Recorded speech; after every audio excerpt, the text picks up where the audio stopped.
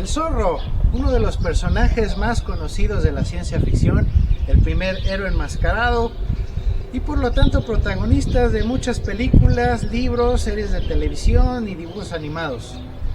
Hace su primera aparición en 1919 en la historia La maldición de Capistrano, escrita por Johnston McCaughey, y nos cuenta la historia de Diego de la Vega, un aristócrata de día y vigilante durante la noche.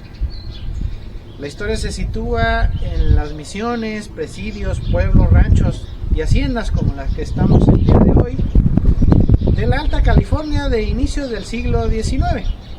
El zorro lucha para defender a los campesinos y nativos de los gobernantes corruptos, ya sea del gobierno español o del gobierno mexicano, según el año en el que se desarrolla la historia. Bienvenidos a Locos por la Historia, yo soy Gerel Bárbaro, profe de historia, y el día de hoy les traemos el primer capítulo de una serie a la que le vamos a nombrar personajes legendarios, personajes históricos cuya vida fue tan azarosa, tan épica, que a la hora de ver su biografía es difícil separar la leyenda de la realidad. Y vamos a comenzar con el zorro. En la Ciudad de México, en la columna de la Independencia, hay la estatua de un hombre atado a un poste que va a ser condenado por la Inquisición a morir en la hoguera. Representa a William Lamport, Guillén Lombardo o Guillén de Lampart, según donde se radique el personaje, va a tomar esos nombres. Él fue un aristócrata irlandés que estaba huyendo de la persecución que le estaban haciendo los ingleses a los católicos en sus posesiones. El barco en el que escapaba fue asaltado por piratas. Los piratas, al ver que Lamport era un excelente espadachín, lo unieron a su tripulación un par de años y después pasaría a España, donde estudiaría y serviría heroicamente y de manera sobresaliente en los tercios españoles. Por eso el conde duque de Olivares, el poder detrás del trono, lo contrataría para ser un espía en la Nueva España y reportar casos de corrupción o de rebelión. Pero ahí Lamport vería que México podía ser una nación independiente de España y empezó a planear esta rebelión junto con indígenas y negros. Sería descubierto, sería arrestado y sería llevado a las cárceles de la Santa Inquisición por también tener acusaciones de prácticas esotéricas.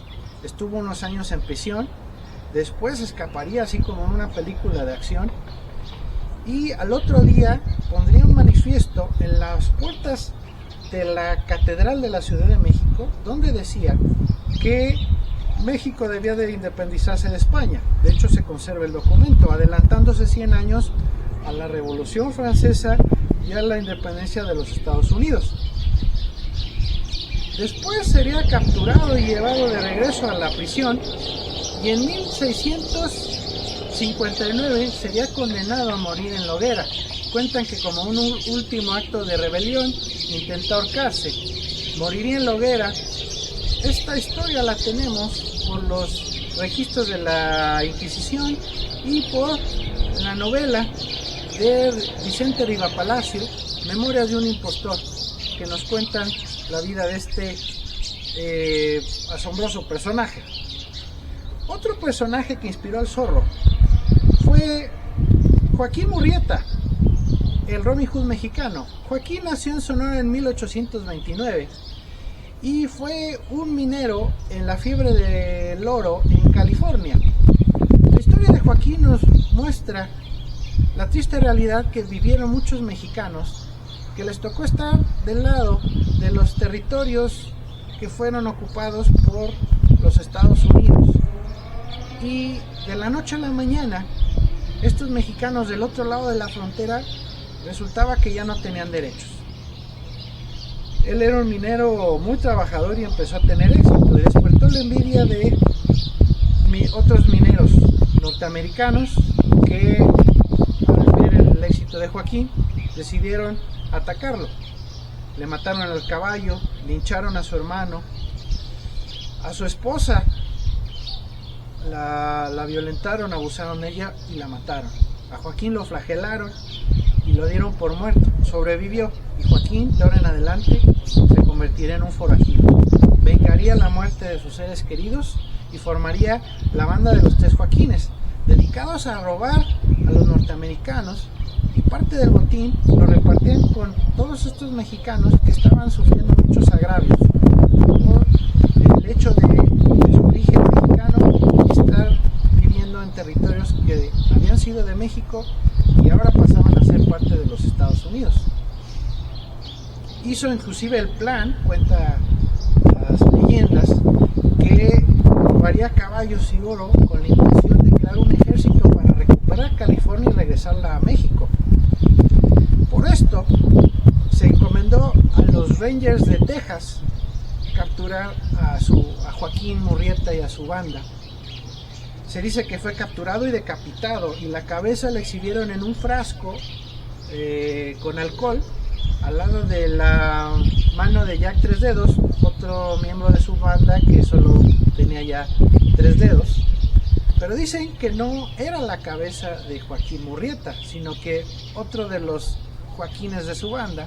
Inclusive el mismo Joaquín iría a la exposición donde te cobraban $1 por ver la cabeza del infame bandido californiano. Se dice que el capitán Harry Love nunca lo capturó, este capitán de los Rangers de Texas, sino que Joaquín vivió muchos años más y murió de vejez en su natal Sonora. Hasta el día de hoy se dicen personas descendientes de Joaquín y cuentan su leyenda. Pues bueno, el Zorro está inspirado en estos personajes históricos con una vida bastante interesante, personajes que vivieron y lucharon por un mundo mejor, y por eso a todos los que nos gusta la historia y soñamos con un mundo mejor, pues el zorro cabalga en nuestra imaginación, y como yo siempre digo, pues en la historia la realidad supera la ficción. Pues bien, espero que les haya gustado esta historia, este primer capítulo de personajes legendarios. Cuéntenos qué opinan de esto, denle like si les gustó, denle a la campanita, únanse al canal para poder seguir viendo estos videos sobre historia. Pues hasta la próxima y que Dios les dé victoria en sus batallas. Adiós.